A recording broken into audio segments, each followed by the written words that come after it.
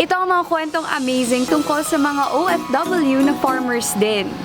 Dahil matagal nang hilig ang pagtatanim, pinagkalooban siya ng Italian government ng 200 square meters na lupain para meron siyang masaka. At ito na nga ang resulta, isang malawak na vegetable garden na kung tawagin niya ay Bahay Kubo o Orto di Lino. From the land of pizza and spaghetti, Italy! Kumusta po kayo dyan sa Pilipinas? Ako po si Lino Mandigma. Narito po ako sa aking gulayan dito po sa Italia. Ito ang Parma, region sa northern Italy. 4 na oras ang layo mula sa capital na Rome. Sa nakalipas na 23 taon, ang Parma ang naging tahanan ng OFW na si Lino Mandigma at ng kanyang pamilya. Isa akong elementary teacher sa atin at the same time, isa akong magbubukid. Ang trabaho namin dito, normally yung kasambahay, part-time job ang tawag sa amin, 4 hours sa umaga, after 4 or 3 hours sa hapon.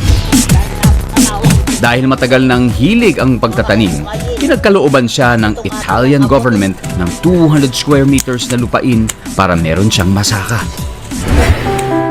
At ito na nga ang resulta, isang malawak na vegetable garden na kung tawagin niya ay Bahay Kubo o Orto di Lino. Dito sa aking garden, tayo ay nakapagtanim ng 25 na klase na iba't ibang mga gulay.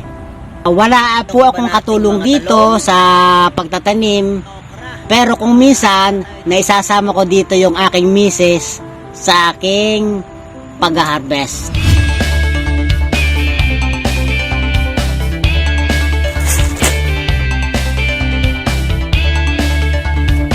The best, tamis!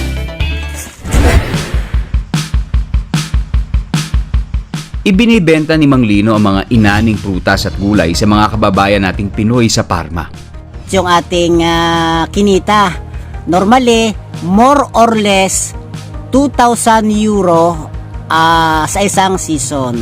Sa atin pong mga kababayan, sa mahal ngayon ng mga bilihin, ang mga gulay, sigurado pa tayo, ano man ang ating kakainin kapag tayo ay may sariling mga tanim. Mapapanood sa kanyang YouTube channel ang iba't ibang activities sa kanyang vegetable garden at iba pang adventures ng kanyang pamilya sa Italia. Kaya sa mga kapuso nating on the go, tutukan nyo ang live stream ng ating programa sa official accounts ng GMA Network, pati na rin sa YouTube at Facebook. At mag-comment din kayo sa ating mga kwentong amazing.